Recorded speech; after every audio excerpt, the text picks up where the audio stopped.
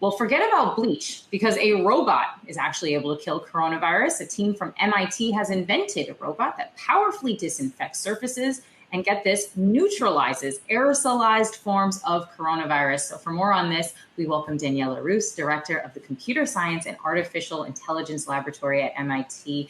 Daniela, thank you so much for joining us today. So the first question I want to ask you is, how does this robot even work?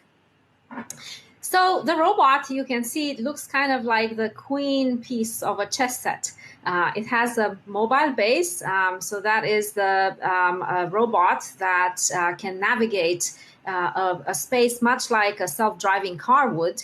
And on top of the robot sits a UVC disinfecting light.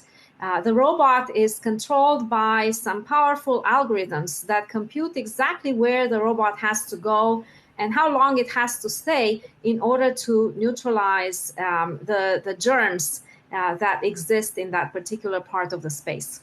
So how quickly can it do that?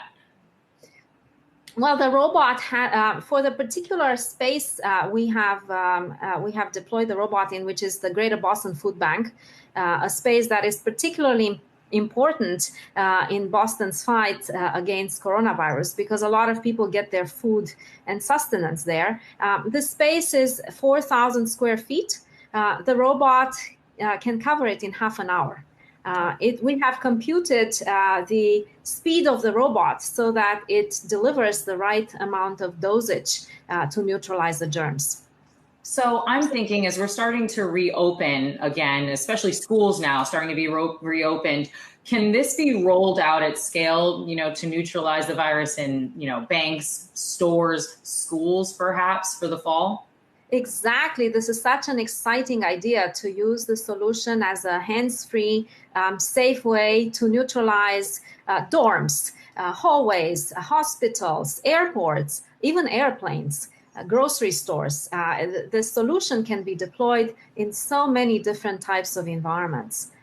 The robot moves autonomously, so a person is not needed to control the robot, but the robot needs to have a map or a sense of the geometry of the space. So everything sounds pretty perfect, but what are the drawbacks or the hurdles that you guys are facing as you're programming this robot to move around warehouses?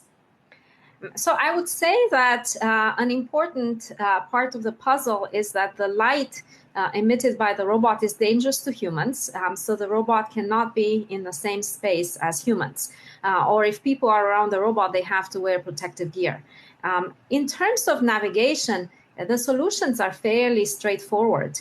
The challenge was to do the coverage modeling and the dosage computation. But in terms of how this robot moves, it's pretty much like a self-driving car. And so the robot has a bunch of sensors. It uses the sensors to identify where the free spaces are, where the obstacles are. It knows where it wants to go. It computes a path. The cost of the robot is still high, and so this may be a challenge for rapid, broad deployment. Well, what's the cost of the robot right now? Well, the cost of the robot is the cost of the base on which the UVC disinfection system sits.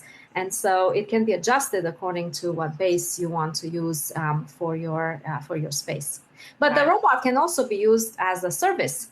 And so maybe you don't need to buy an entire robot set. You can book the robot for a few hours a day to take care of your space.